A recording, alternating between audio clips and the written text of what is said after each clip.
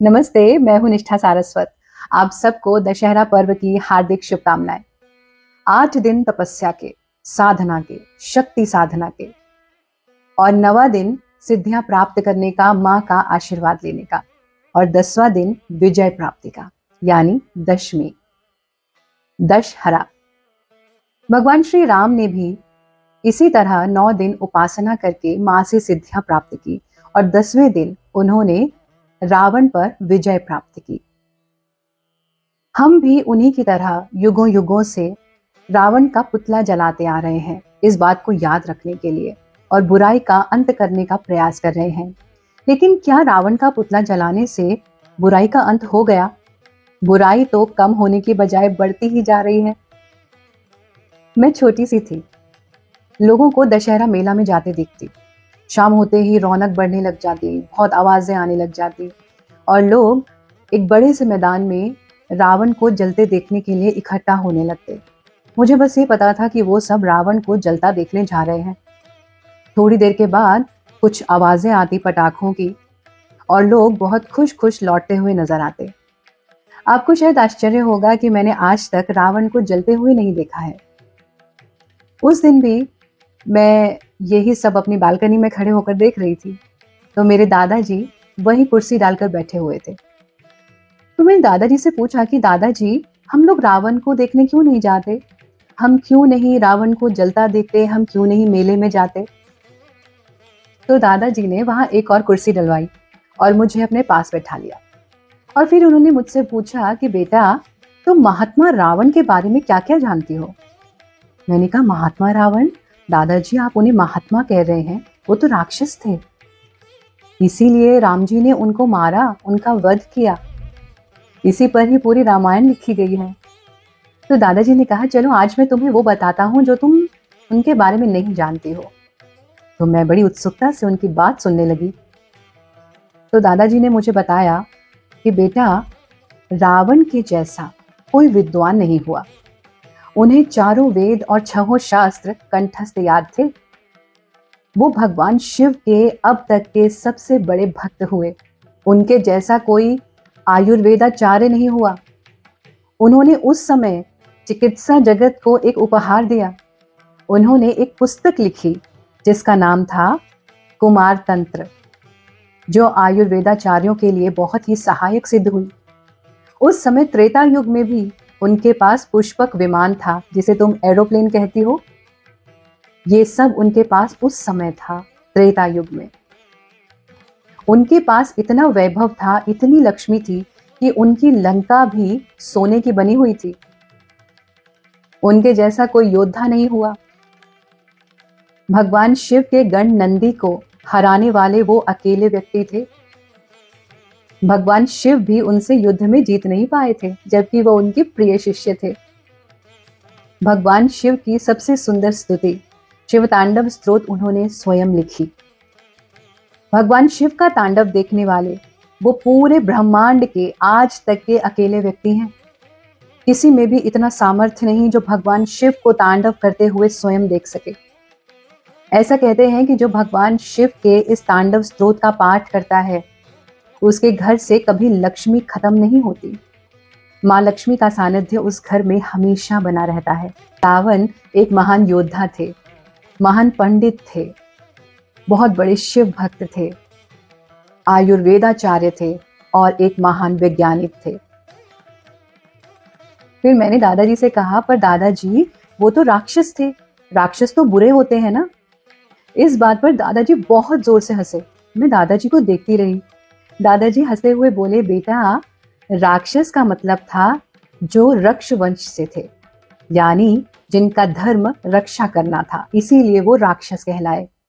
वो एक योद्धा थे, सबकी रक्षा करते थे। ऋषि पौलत्स्य की संतान थे। मैं और तुम भी ऋषि पौलत्स्य की संतान हैं। हम भी पौलत्स्य कुल से हैं। फिर लोग उन्हें जलाते क्यों हैं दादाजी? अगर वो इतने महान थे तो फिर उन्हें हर साल क्यों जलाया जाता है? मैंने दादाजी से पूछा। दादाजी ने मुझसे कहा, बेटा, उनकी हार के 2 कारण थे। हर दशहरे पर तुम ये 2 बातें अवश्य याद कर लेना। अगर तुमने इन 2 बातों को अपने जीवन में अपना लिया तो तुम्हें कभी कोई पुतला जलाने की जरूरत नहीं पड़ेगी और ना ही तुम जीवन में कभी हारोगी। मैंने उत्सुकता से पूछा, दादाजी बताइए वो क्या बातें हैं। फिर दादाजी थोड़े गंभीर हो गए और गंभीर स्वर में बोले, रावण जैसी महान आत्मा के, महात्मा के पतन के दो कारण थे। पहला उनका मैं भाव, उनका अहंकार, और दूसरा उनके घर का विभीषण। ज्ञान, भक्ति और धन के बढ़ने के साथ साथ जब हमें सिद्धि प्राप्त होने लगती है तब हमारे अंदर मैं भाव आ जाता है। मेरे जैसा कोई भक्त नहीं, मेरे जितना कोई समृद्ध कहाँ, मेरे जैसा ज्ञानी कौन हो सकता है, सबसे ज्यादा ज्ञान मुझे है। ज्ञान, भक्ति और समृद्धि से हमें शक्ति प्राप्त होती है और शक्ति जल्दी ही अहंकार का रूप ले लेती है। इस अहंकार से, इस मैं भाव से कोई भी नहीं बच पाया। तो दादाजी, इससे बचने का क्या उपाय है? क्या इससे बचा जा सकता है? मैंने दादाजी से उत्सुकता से पूछा। दादाजी और गंभीर हो गए और बोले, हाँ बेटा, इसका सिर्फ एक ही उपाय है और वो है समर्पण, ईश्वर प्राणिधान, कर्ता भाव को खत्म कर देना, स्वयं को ईश्वर को सौंप देना, इस भाव में जीना कि मैं तो कुछ भी नहीं, मेरे पास जो कुछ भी है उस ईश्वर का दिया हुआ है। मैं जो कुछ भी प्राप्त कर पा रहा हूँ वो सब उस ईश्वर की कृपा से ही है, सब उसी का ही है, मैं तो कहीं हूँ ही नहीं। बेटा, ये सुनने में जितना आसान लग रहा है, ये सबसे मुश्किल साधना है। इस भाव को जीना बहुत ही मुश्किल है, ये ही असल साधना है। और दूसरा क्या दादाजी? मैंने उत्सुकता से दादाजी से पूछा। तो दादाजी और गंभीर हो गए और उन्होंने कहा, बेटा, दूसरा तुम्हारा परिवार। अगर विभीषण रावण को छोड़कर नहीं जाता तो रावण को हराना स्वयं भगवान के वश की भी बात नहीं थी।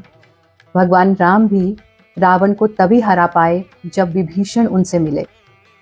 बेटा, हमेशा याद रखना कि हमारा परिवार ही हमारी ताकत है। परिवार के सदस्य बिखरे हुए होते हैं मोतियों की तरह। हर कोई अपने आप में अलग स्वभाव वाला, अलग व्यक्तित्व वाला, अलग विचारों वाला, लेकिन उन सब में महान वो होता है जो उस माला का धागा बनता है। मेरे चंदा, तुम हमेशा वो धागा बनना जो सब मोतियों को बांध के रखता है। अगर रावण भी धागा बन पाता तो वो कभी नहीं हारता। फिर मैंने दादाजी से पूछा कि दादाजी, बुरे तो कंस और दुर्योधन भी थे, फिर उन्हें क्यों नहीं जलाया जाता? रावण तो अच्छे थे, उनके अंदर तो बहुत सारी अच्छाइयां भी थी, फिर उनको क्यों जलाया जाता है? दुर्योधन और कंस को क्यों नहीं? तब दादाजी ने कहा कि बेटा, जो महान होता है उसी का उदाहरण दिया जाता है, क्योंकि उन्हीं की गलतियों से हमें सीखना है। कंस और दुर्योधन में तो कुछ भी महान नहीं था, वो तो उदाहरण बनने योग्य ही नहीं है। बेटा, ये 9 दिन शक्ति साधना के भी दिन हैं।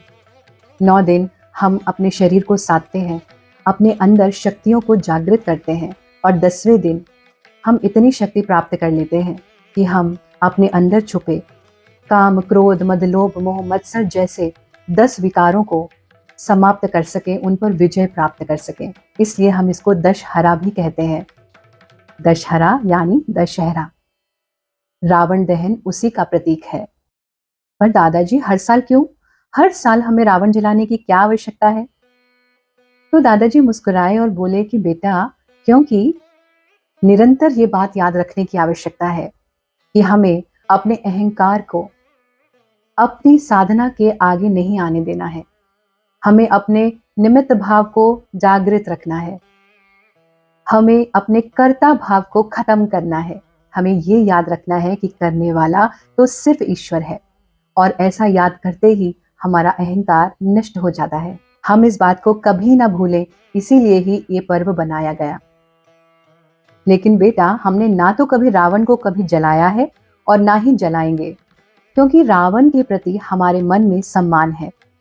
वो एक विद्वान व्यक्ति थे, हम उनसे बहुत कुछ सीख सकते हैं, और जरूरी नहीं कि जो परंपराएं रूढ़ बन चुकी हो उन्हें माना ही जाए।